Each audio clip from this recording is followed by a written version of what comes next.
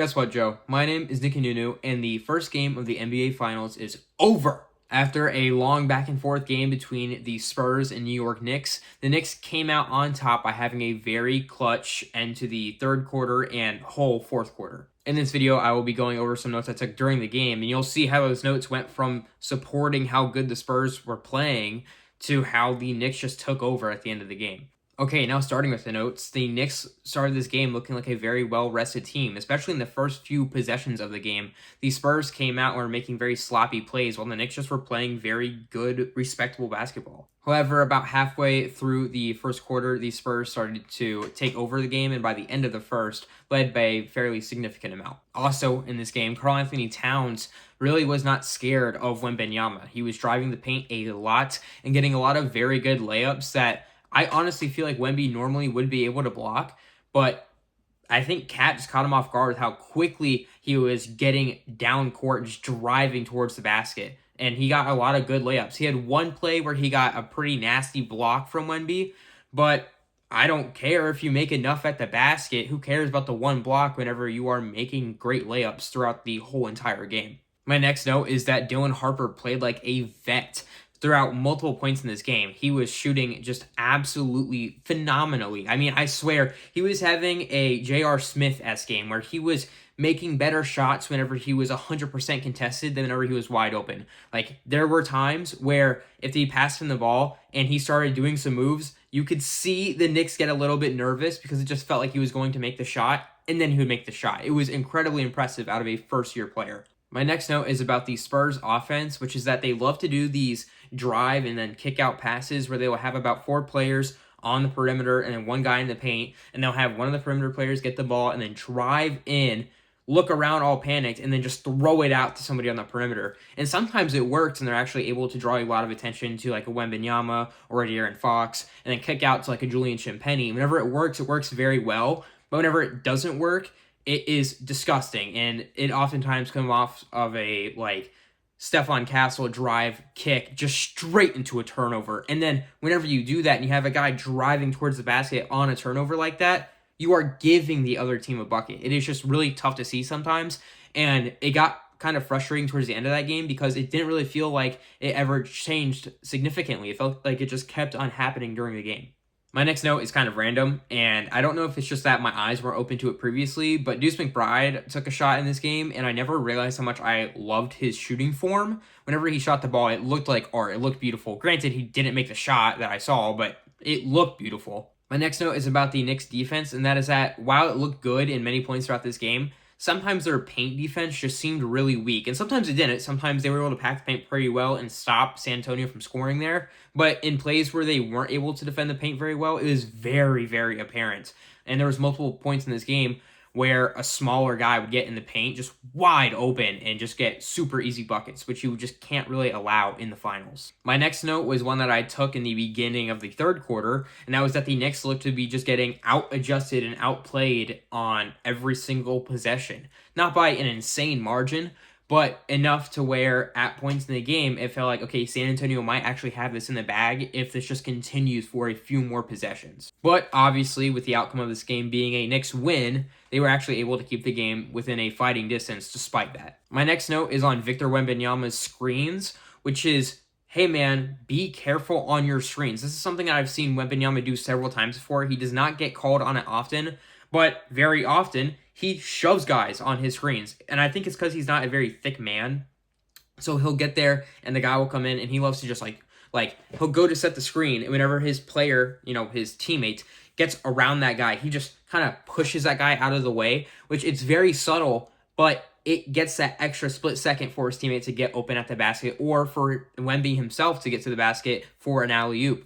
And the refs called it in this game, and he didn't really stop doing it, and they should have kept calling it, because if they keep on calling it the rest of the series, which they should because it's illegal for him to do, and he does it almost all the time, that's just not going to be a good look on him. My next note is about San Antonio's crowd themselves, which is that, hey, you guys were loud at points, yes, but it was very, very apparent at points that there was a lot of Knicks fans in the building. And I know that that's hard to stop considering how big the Knicks are, but I don't know if you're going to have to do what Orlando did whenever I went to their game, where they banned people that weren't from Central Florida from buying tickets, but they cannot get, out fanned in their own arena. That is not a good look for San Antonio. And I thought that there were several points in this game where it got louder, or at least it felt louder whenever the Knicks were going on a run than whenever the Spurs went on a run. Nextly, OG Anunoby was going nuts in several points this game. It wasn't necessarily through the whole entire game,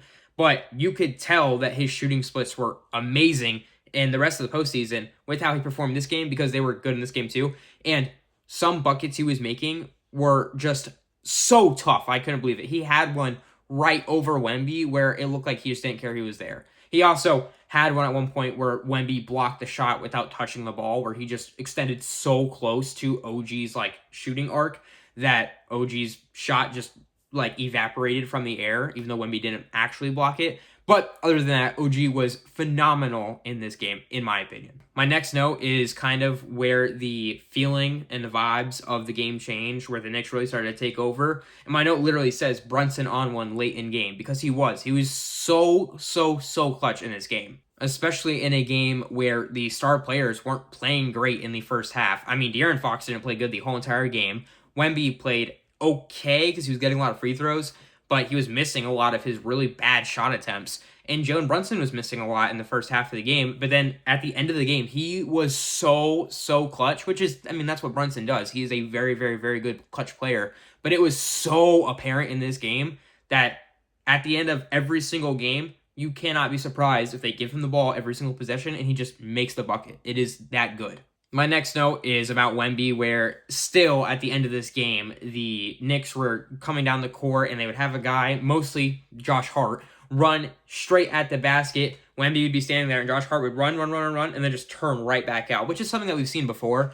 But it's just crazy to me that this is still happening in the finals, and no team has really adjusted for it, because you can't really go right at Wemby. The only team that really did that well was Minnesota, whenever they just kind of ignored the fact he was there and just tried to get shots up at the paint.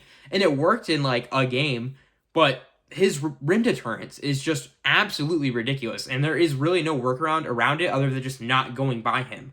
And now for my final note of the game, it is the final real ending play of the game, where the ball went out of bounds, and it was originally called on going out of bounds on the Knicks, but the Knicks challenged it, and they determined that it went out of bounds on, I believe, Devin Vassell, which was just a very, very close call, but such a necessary one for the Knicks to get the win.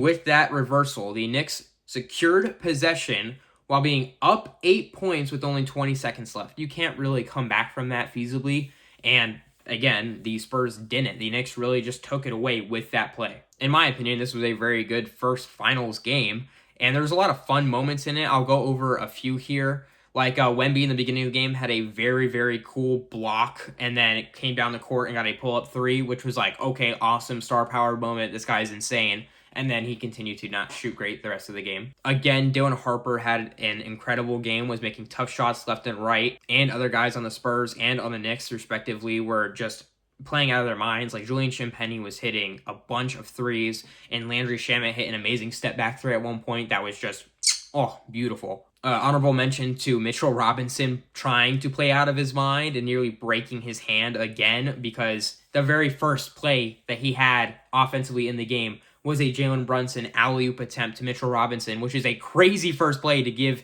your teammate who just came off of an injury. But in all fairness, Robinson went up to get the bucket, and then just a few minutes after that, he got a really good alley-oop jam where he shoved the ball at the rim, and he hit the rim so hard that it didn't go in smoothly. It just went, doo, doo, and I can't believe he's throwing the ball that fucking hard off of a broken hand injury, but hey, good for you, man. You also obviously had really good individual plays from guys like Jalen Brunson. On here I have Brunson hitting a really tough move on Carter Bryant where he got him with a pump fake and then a step through. And then just a few plays after that, he hit an insanely tough three over Wemby that was oh wow, man, the energy in this arena has really shifted from this guy's performance. I thought one of the funniest plays in this game was De'Aaron Fox trying to get a close shot up at the rim, and it just completely airballed. And then Castle tried to get a putback, but actually I think it did go in, but he tried to get a putback, and it was just so funny because is that a putback or an alley-oop? Because it was such a bad shot that you could definitely mistake it for an alley-oop, and I don't know if it was. I don't think it was. I think it was a genuine shot attempt that just didn't touch anything, and then Castle took advantage of it because the players on the Knicks just didn't think that it wasn't going to hit anything because it was so close to the rim. But I just thought that was funny. A big moment in this game was in the third quarter where Cat got a really good block that led to a Jalen Brunson layup to get a 7-0 run, and that was a major momentum shift. And then just after that, Dylan Harper got a crazy layup, and then just after that, Cat got an and one. It was crazy the way this game was going later in the game. Wemby also, of course, had an insane extending slam where his body looks like it turns into the Eiffel Tower dunking a basketball. But that's just kind of what you get with him. Like, you know you're going to get one or two plays like that in a game. Another insanely funny moment to me was at the very end of the third quarter where Deuce McBride put up a three-point shot from the corner and it hit the backboard, and I thought it was going to cling off, and then it went in still. Like, it was just, like, very, very lucky shot, in my opinion. Also, early on in the fourth quarter, OG hit a really crazy three over Wemby, and then Stephon Castle immediately responded with a three for himself. And the threes that they were treating at some points in this game, not those two players, but the teams, were just phenomenal. Like, they would go on these little runs where one team would hit a amazing three, and the other team would come right down the court and just eliminate those points off the board. It was just really cool to see. A little bit after those plays, a fan ran on the court, which is just downright stupid. I don't know why you're doing that. I don't know why you're doing that in the NBA Finals, especially, like, while they're playing, which I know is a weird nitpick, but, like, I understand if you're going to run on the court or whatever, if you're like that guy who bet on himself and made a shit ton of money from it or something, but, like, if you know you're going to do it, at least wait till they're not actively playing. That's just stupid. I mean, I guess if you want all the eyes on you because you're dumb and you're an attention whore, but still, it's just strange to me. I guess running on the court is just strange in general, and I need to be okay with that idea. Another one of the biggest plays late in this game was with about a minute left on the clock, Wemby tried to do like a quick little ISO and just dribbled it off of his foot, and it was so pathetic looking, and like, I know he's a fantastic player, and he's a fairly good ball handler, especially for his size, but it was just so sad to see. But it was just so sad to see out of a guy who you know, like, loves and is so emotional for this game to have, like, such a important moment late in this game, and he just tosses it off of his foot. It looked like a boneheaded move because he is so big, but, like, you know, in other games that could have led to a bucket, obviously, if he didn't dribble it off of his foot. And then soon after him dribbling it off of his own foot, Jalen Brunson, again, just went absolutely insane. I have crazy midi. He's super clutch. Knicks challenge, and then game's over. Like, Brunson just finished the game for them. It was just absolutely spectacular. This guy is so good, and he is one of the best Knicks ever. And if he continues to play this well in clutch moments in this series and wins them a championship, dude, he might get a statue outside of MSG. He is so incredible, and I gotta say it, especially for his size. He is such a little man for an NBA player, and it just doesn't matter. He's so good at getting those little, like, step back pump fakes and then, you know, step in lay. Like, he's just incredible. I cannot believe how good of a scorer he is, and how good of a scorer he is in clutch moments. It is so impressive. So yeah, that's about it on my notes for game one of the NBA Finals. I hope that you like this, you know, uncut style video where I just talk about the game after it happens. Let me know your thoughts on this game in the comments below and how you think the series will go just at the end of it, who you think will win the championship, win the Finals MVP, etc.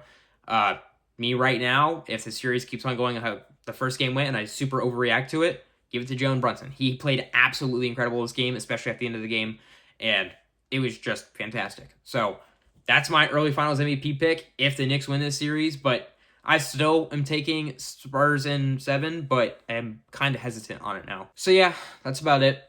I love my wife, and have a great day.